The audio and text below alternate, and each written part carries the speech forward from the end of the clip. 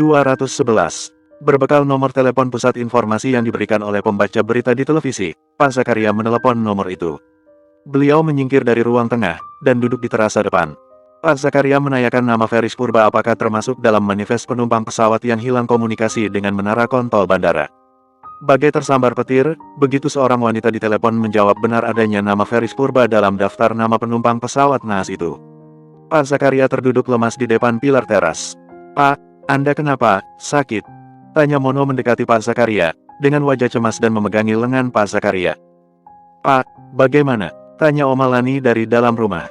Melihat Pak Zakaria sudah terlihat pucat dan lemas, Oma Lani bisa menebak, Feris ada dalam pesawat itu. Oma Lani masuk lagi dalam rumah, dia menelepon Dion Gimun. "Pak, apa karena pesawat yang jatuh itu?" tanya Mono perlahan.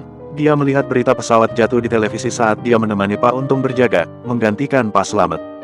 Pak Zakaria menatap Mono dan mengangguk. Beliau tidak sanggup berkata-kata lagi. "Pak, masuk. Dingin. Ngobrolnya di dalam saja. Bapak itu enggak bisa kena angin malam sekarang, tulang orang tua Mo," kata Bu Aminah dari dalam rumah. Bapak dan Mono menoleh pada Bu Aminah. Mono pun membantu Pak Zakaria untuk berdiri, dan masuk dalam rumah. "Vika mana Bu?" tanya Pak Zakaria sambil melangkah ke dalam rumah. "Masuk kamar Pak, katanya capek." "Mau rebahan gitu katanya," jawab Bu Aminah. Terdengar suara Oma Lani yang membentak Jo untuk menghubungi Dion Gimun. Dengan ancaman Oma Lani menyuruh Jo untuk bilang pada Dion Gimun agar segera kembali. "Bu, biarlah Pak Dion bekerja. Vika sudah mulai tenang," kata Bu Aminah setelah Oma Lani menutup teleponnya. "Bu, Dion Gimun harus pulang secepatnya, dia harus mencari Feris. Saya tidak bisa bayangkan apa yang akan terjadi nanti. Semoga tidak ada yang parah Bu Lani, kita doakan saja. Dan kita tunggu kabar selanjutnya." Bu Aminah yang tidak tahu maksud dari pembicaraan Oma Lani dan suaminya jadi bingung sendiri. "Ada apa tuh Pak, tidak parah bagaimana?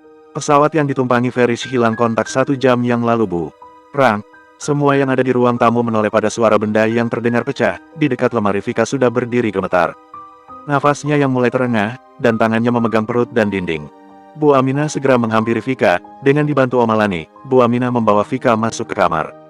Mono mengambil sapu dan serok membersihkan pecahan piring yang berisi irisan buah melon, yang ternyata terjatuh dari tangan Vika. Pak Zakaria mengambil air hangat yang diberi bacaan doa, untuk diberikan pada Vika. "Sayang, ingat sayang, istighfar," ucap Bu Aminah membelai kepala Vika yang sudah beliau lepaskan kerudungnya. Vika disandarkan di tempat tidur dengan Oma Lani di sampingnya. Tatapan Vika kosong, namun air mata perlahan menetes di pipinya. Pak Zakaria memberikan gelas airnya pada Bu Aminah, agar Bu Aminah yang meminumkannya pada Vika. Beliau menuntun Vika untuk beristighfar. Oma Lani membawa kepala Vika dalam dekapannya. Sambil berdoa dengan kepercayaannya Oma Lani mengusap kepala Vika. "Bu, telepon Siska, agar dia bilang pada suaminya untuk membantu mengirim orang mencari Feris," pinta Oma Lani pada Bu Aminah.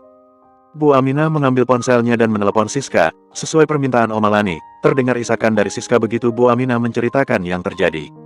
Siska yang sedang berada di Jakarta bersama Harold, menyanggupi untuk mencari kabar pesawat itu. "Sayang, Mama dan Dedi kamu segera menuju ke posko informasi sayang, dan Dedi kamu juga mengirim orang-orangnya untuk mencari suami kamu." "Iya nak," Mono juga bilang, "semua anak buah ayah kamu yang terdekat dengan lokasi juga langsung mencari.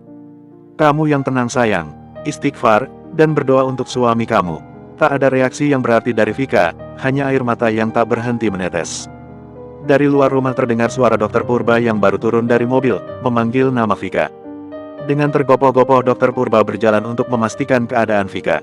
Menantunya itu pasti sangat terpukul. Beliau pun segera masuk ke kamar Vika. "Mas Feris, Ma," seru Vika begitu melihat Dokter Purba masuk kamarnya. Dokter Purba langsung mendekati Vika dan memeluk Vika. Tangis Vika pecah makin kencang dalam pelukan mama mertuanya. Sedang Dokter Purba berusaha untuk tabah agar Vika tidak makin terpuruk. "Sabar ya sayang, yakinlah. Suami kamu akan selamat." Ayah Fatih seorang pria yang kuat dan bertanggung jawab. "Yakin ya sayang," ucap Dokter Purba dengan suara serak. "Ingat anak kamu sayang, nanti ikut sedih kalau mamanya sedih. Mama yakin Tuhan akan selalu melindungi anak mama. Suami kamu dan Ayah Fatih." Semalaman Vika tidak tidur, dia menyalakan televisi di kamarnya, dan menunggu kabar terbaru dari tim rescue yang diterjunkan untuk mencari pesawat di Gunung Gede. Matanya menjadi sayu dan wajahnya terlihat pucat. "Sayang, Oma sudah siapkan air hangat. Mandi yuk, terus sarapan." Oma Lani membangunkan Vika untuk duduk. "Kalau sudah mandi pasti segar lagi. Kamu juga bisa berendam." Oma sudah minta Lastri beli bunga untuk kamu berendam. Nanti bisa merelaksasi tubuh kamu. Vika menatap Oma Lani yang tidak henti mengajaknya bicara. Dengan perlahan Vika berjalan ke kamar mandi bersama Oma Lani. Sebuah batu penuh dengan bunga mawar, siap untuk Vika masuki. Oma Lani melepaskan daster Vika dan menggantinya dengan kain. Dengan penuh kesabaran Oma Lani memanjakan Vika. Vika memejamkan matanya saat dalam bathtub. Oma Lani menggosok punggung Vika, sambil bercerita saat Vika dilahirkan dulu. Dengan suara tangisan yang sangat kencang, dan sempat dikira laki-laki oleh dokter yang menangani. Lalu Oma bercerita saat pertama kali memandikan Vika yang baru terlahir. Oma membuka kenangan lama untuk mengalihkan perhatian Vika. Oma minta maaf sayang, setelah sekian lama, Oma baru bisa menemani kamu seperti ini. Vika membalas perkataan Oma Lani hanya dengan senyuman dan anggukan pelan.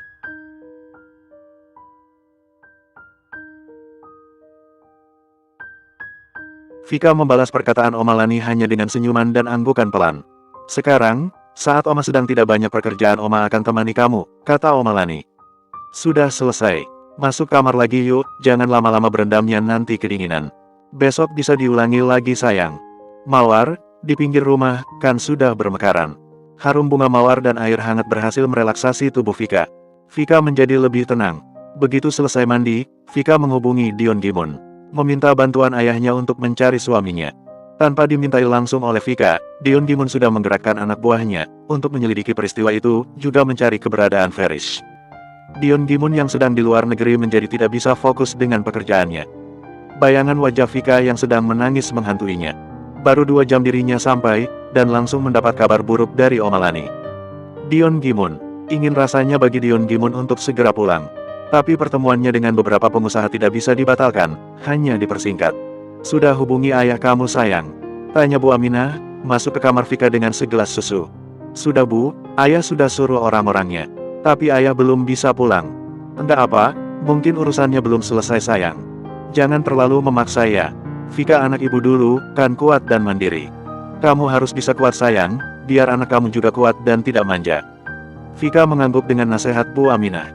Iya, Vika menyadari, dirinya jadi lemah dan manja sekarang. Dulu dia terbiasa sendiri, mengusahakan yang terbaik untuk dirinya sendiri. Tapi sejak Dion Gimun dan Farish menyediakan semuanya, dirinya berubah jadi pemalas. Ibu yakin, anak ibu ini masih seperti yang dulu. Tidak melihat sebuah masalah sebagai rintangan. Tetap kuat menghadapi masalah. Vika tersenyum dan meneteskan air mata. Dia menghambur dalam pelukan Bu Aminah yang ada di sampingnya. Ibu benar, Vika harus kuat, Vika tidak boleh sedih terus. Untuk anak Vika dan untuk rumah tangga Vika. Bu Aminah membelai lembut kepala hingga ke punggung Vika. Manja boleh sayang, tapi jangan keterlaluan, ibu dan bapak tidak pernah mengajari kamu begitu, kan? Iya, Vika manja banget ya sekarang Bu. Iya, kalau lagi maksain kehendak. Ayah kamu tuh terlalu sayang sama kamu. Pasti tanpa kamu minta pun ayah kamu akan lakukan yang terbaik buat kamu. Jadi jangan egois gitu Yan sayang. Kasihan ayah kamu, kata Bu Aminah masih memeluk Vika. Sekarang, kamu minum susu, dan sarapan. Sayangi diri kamu dan anak kamu. Bu Aminah menunggui Vika menghabiskan susunya. Vika menghabiskan susunya, dan memilih untuk istirahat dulu, baru nanti sarapan. Merasa badannya lebih enak, Vika mengantuk. Bu Aminah menyelimuti Vika, kemudian mematikan lampu utama. Bu Aminah sengaja untuk bertindak tegas pada Vika, yang menurut beliau memang terlalu manja jika dengan Dion Gimun, karena Bu Aminah ingin Vika memberi contoh untuk anak-anaknya nanti. 212. Sudah 13 jam sejak dinyatakan hilang, pesawat yang dinaiki Farish belum juga ditemukan. Tim unit reaksi cepat dan rescue, bekerja sama dengan TNI juga pecinta alam, mereka menyusuri medan berat Gunung Gede, cuaca semalam cukup buruk di sekitar gunung. Hujan lebat mengguyur kawasan Gunung Gede dan sekitarnya, sehingga mereka baru memulai pencarian pagi ini. Harold dan Siska sudah berada di lokasi pencarian. Mereka memaksa untuk memantau langsung pencarian dan agar cepat mendapat kabar. Siska dan Harold sampai memilih tidur di dalam mobil. Meskipun tim rescue baru memulai pencarian pagi ini, anak buah Dion Gimun sudah memulai pencarian sejak semalam bergabung dengan orang suruhan Harold. Mereka tidak peduli lebatnya hujan, yang bisa saja membahayakan nyawa mereka sendiri. Bisa saja mereka terpeleset bahkan hipotermia. Tapi karena kesetiaan mereka pada Dion Gimun dan Harold, mereka memaksakan diri. Secara logika kemungkinan pesawat Boeing untuk melintas di atas Gunung Gede dirasa janggal oleh para pakar penerbangan. Apalagi mereka sempat keluar dari rute yang harusnya mereka lalui. Saat uji kelayakan, pesawat naas itu dinyatakan masih layak jalan, dan dalam kondisi yang baik. Sehingga kecelakaan pesawat yang membawa korban ratusan orang itu sangat membingungkan dan penuh misteri. Saat pukul 8 pagi, waktu setempat, Herolda dan Siska yang baru menikmati kopi dan sarapan mereka bersama beberapa tim rescue yang tinggal, mendapat panggilan dari radio komunikasi tanpa kabel dari salah satu orang suruhannya. Pada ketinggian 1.600 kaki, di atas permukaan laut, mereka menemukan beberapa koper yang tersangkut di pepohonan. Harold segera meminta temannya untuk mencari helikopter sewaan untuk menyisir area ditemukannya koper-koper itu lewat udara. "Hani, aku mau ikut kalau dapat helikopternya," kata Siska. "Enggak, kamu tunggu saja di sini atau di hotel. Medannya berbahaya Hani, aku tidak akan membiarkan kamu ikut. Hanya ikut di dalam chopper saja Hani, boleh ya?" bujuk Siska. Harold tetap melarang Siska untuk ikut, dia tidak ingin ada korban baru jika Siska tetap memaksa ikut. Melihat Harold sudah melarangnya dengan tatapan tajam, Siska pun diam. Siska akan menurut dan menunggu di posko, dengan tetap tinggal dalam mobil mereka. Lokasi penemuan koper yang sulit dijangkau menjadi tantangan tersendiri bagi tim rescue. Bahkan dengan heli mereka kesulitan untuk menjangkau lokasi itu secara langsung. Mereka harus turun dengan tali yang dilempar dari atas. Harold ikut terjun langsung dengan tali menggendong ransel dan sepatu boots serta jas hujan untuk mengantisipasi turunnya hujan. Demi anak perempuan tersayang, meski bukan darah dagingnya, Vika sudah menjadi permata hatinya. Harold bergabung dengan para penyelamat yang lain. Beberapa orang yang tergabung dalam tim yang berangkat tadi malam, mereka menunggui koper temuan mereka sambil menyantap bekal mereka. Sebelum mereka turun untuk bergantian dengan tim yang lain, helikopter masih berputar-putar di atas mereka, menunggu untuk mengangkut koper yang sudah ditemukan. Sementara itu di posko, Siska menunggu dengan cemas. Dia akan membantu semua yang bisa dilakukan di posko sebagai kesibukannya menunggu juga mengalihkan kecemasannya. Seperti saat ini, dia sedang mengisi daftar nama penumpang dan alamatnya berdasarkan data yang diterima dari maskapai penerbangan. Saat Vika menghubunginya, dia sedang menempel deretan nama penumpang di sebuah papan pengumuman yang berdiri di depan posko. Mama di mana?" tanya Vika di seberang telepon. Suaranya terdengar menyayat hati di telinga Siska. "Mama di Pangrango sayang, di posko tim penyelamat." "Sabar ya sayang, Mama sengaja belum telepon kamu. Karena Mama tidak akan kuat mendengar kamu menangis." "Iya Ma, enggak apa. Dedi di mana Ma?" "Dedi ikut naik tadi sayang. Mungkin nanti sore baru kembali." "Yang sabar ya sayang, percayalah kami pasti menemukannya." "Iya Ma, Vika yakin Mas Ferish pasti selamat." "Iya sayang, yakinlah, Tuhan pasti menjaga dan melindungi suami kamu. Kamu jaga diri dan kandungan kamu, baik-baik ya. Mama akan terus kabari kamu ya. Mama sama Dedi juga jaga diri, jaga kesehatan." "Iya sayang, sudah ya, Mama masih bantuin di posko nih." Sambungan telepon pun ditutup oleh Siska. Hati Siska menjadi gundah memikirkan anaknya. Baru kemarin sang anak merasakan kebahagiaan berkumpul dengan keluarganya, saat ini harus terpisah dengan suaminya yang belum diketahui kabarnya. Asteris, pencarian hari pertama ditutup di pukul 3 sore, hujan kembali turun dan menghalangi pergerakan tim rescue. Mereka pun merasa lelah, dan tim yang dari semalam belum turun kondisi mereka pun sudah lemah. Mereka akan beristirahat dulu, untuk memulihkan tenaga. Dion Gimun sampai di rumah Vika di tengah malam, wajahnya yang terlihat lelah saat masuk rumah membuat Vika merasa bersalah. "Kok belum tidur sayang, sudah malam." Dion Gimun mengecup kepala Vika dalam-dalam. Ditariknya badan Vika yang sedang bersandar di sofa ruang tengah dalam dekapannya. "Sengaja nungguin ayah juga mau sholat malam, ya," jawab Vika lirih. "Baguslah. Kalau cuma mau nunggui ayah, enggak perlu. Kesehatan kalian jauh lebih penting." Dion Gimun mengelus perut Vika dengan sayang. "Pak Dion, ada wedang jahe. Bisa untuk mengusir lelah, dan badan lebih segar," kata Pak Zakaria sambil membawa 2 cangkir berisi minuman jahe panas, buatannya sendiri. Pak Zakaria kemudian duduk di seberang Dion Gimun. "Harum sekali Pak, terima kasih. Jadi teringat dulu waktu di Semarang, malam pulang kerja pasti yang dicari wedang jahe," kata Dion Gimun sambil melepaskan dekapannya pada Vika. "Sekarang kalau mau sembahyang, sana, terus bobo," kata Dion Gimun pada Vika. "Iya, Vika masuk dulu Pak." Vika beranjak dari duduknya dan masuk dalam kamar. Tersisa Dion Gimun dan Pak Zakaria di ruang tengah. Setelah Dion Gimun menghabiskan minuman jahenya, Pak Zakaria meminta Dion Gimun untuk beristirahat. "Terima kasih banyak Pak, saya banyak berhutang budi pada Bapak dan keluarga." Dion Gimun berpamitan pada Pak Zakaria, kemudian melihat Vika yang sudah terlihat memejamkan mata, di samping Omalani. Satu kecupan di kening Vika, disertai doa, Dion Gimun berikan sebelum keluar. Asteris. Keesokan paginya Dion Gimun memutuskan untuk bergabung dengan Harold. Vika yang memaksa untuk tidak diizinkan olehnya. Dengan janji akan mengirim Siska agar menemaninya. Tak hanya Dion Gimun yang melarangnya, bahkan Omalani dan Bu Aminah juga melarangnya. Mau tak mau Vika pun menurut. Bu, hari ini sudah hari ketiga Mas Feris pergi. Kita adakan pengajian ya Bu, panggil anak panti ke sini, kata Vika pada Bu Aminah yang sedang menyiapkan makan siang. Boleh sayang, nanti sore saja ya, sebelum maghrib. Di rumah ini ya? Iya Bu, di rumah aja. Vika enggak mau kemana-mana. Soal makanan ibu pesan saja ya, atau ibu ajak Bikyatni dan Koko ke pasar. Iya, ibu ke pasar saja kalau begitu pesan kue dan cateringnya, jawab Bu Aminah, sambil menatap Vika. Kemudian beliau beranjak memanggil Bikyatni yang ada di dapur belakang. Sayang, ibu pergi sekarang aja ya. Biar nanti bisa siap-siap di rumah, pamit Bu Aminah, yang sudah siap pergi dengan Bikyatni. Ibu ajak Koko. Vika mengangguk dan tersenyum, kemudian menelepon panti asuhan Ustadz Yusuf. Semua adik-adiknya diharapkan bisa datang dan ikut mendoakan keselamatan suaminya. Setelah mendapat keputusan yang diharapkan dari Ustadz Yusuf, Vika meminta Bik Lastri untuk mengundang beberapa tetangga terdekat untuk bergabung juga. Mo, tolong ajak yang lain siapin ruang tamu. Kalau sofa-sofanya mengganggu dikeluarkan saja, pinta Vika pada Mono yang ada di pos jaga main catur. Iya Mbak, siap. Karpetnya langsung dipasang juga Mbak. Boleh, tapi dibersihkan dulu ya karpetnya. Lama enggak dipakai. Mono segera merapikan papan caturnya, diajaknya para penjaga rumah untuk membantunya.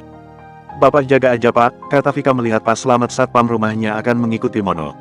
Pak Slamet langsung nyengir malu. Beliau pun kembali masuk ke dalam pos lagi. Saat Vika akan berbalik meninggalkan pos jaga, sebuah mobil berhenti di depan pagar rumahnya. Muncul seorang pria berpakaian seragam custom.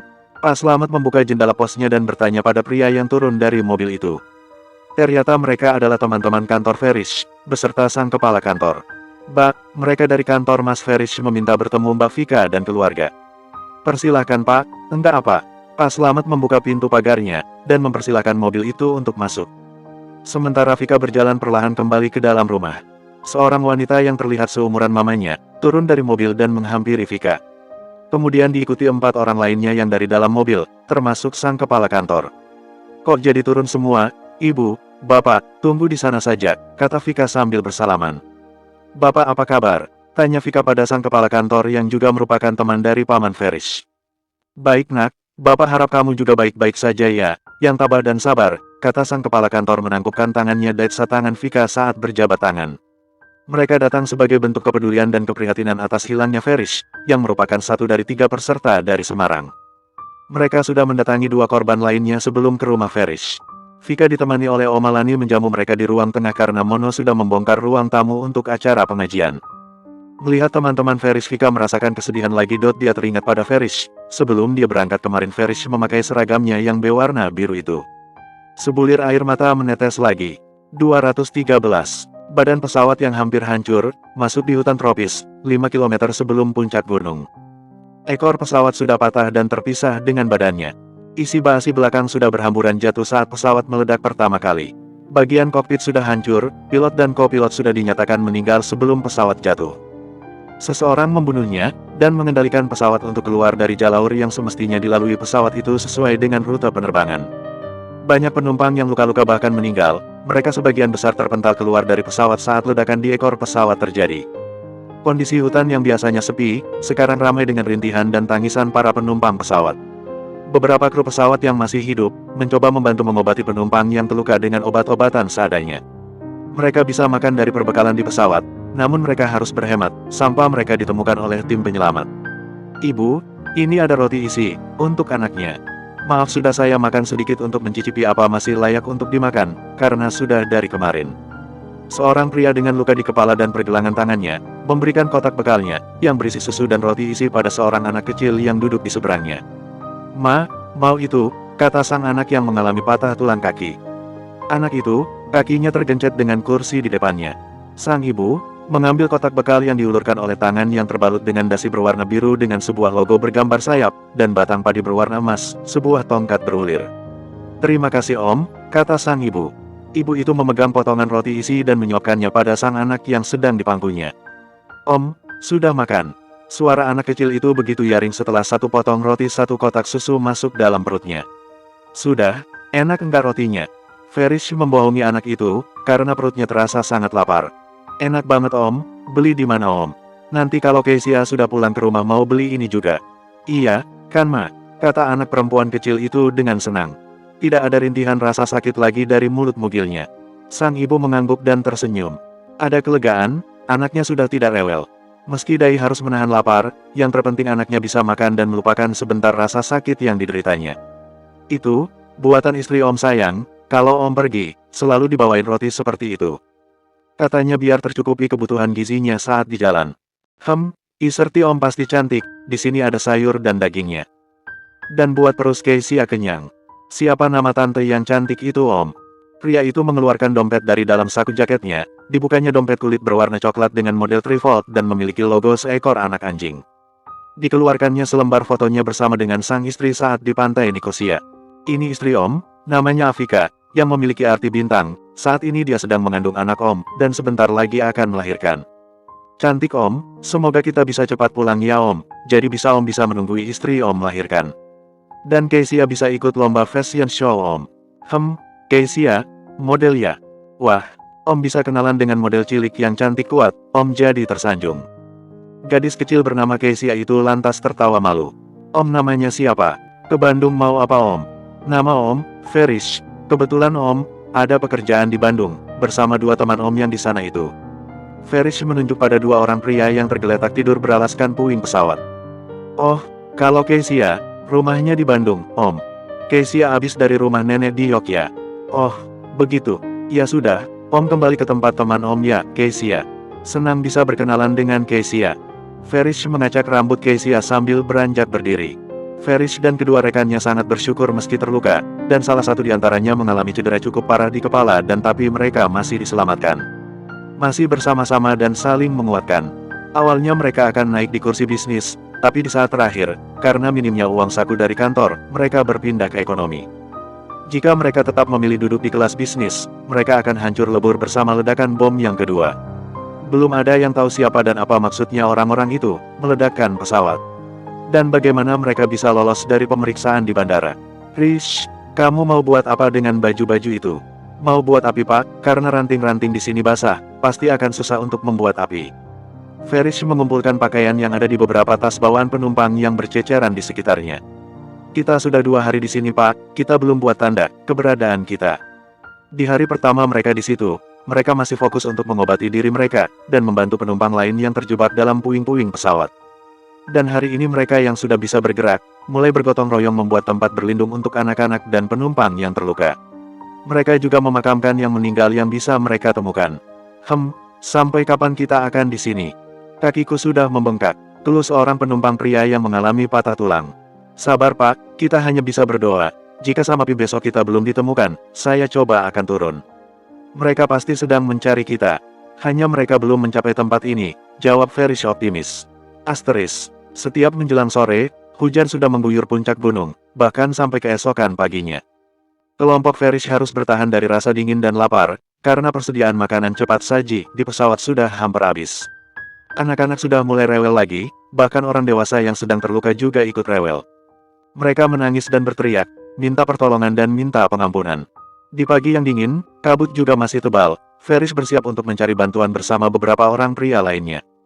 Ferish mengeluarkan isi ranselnya.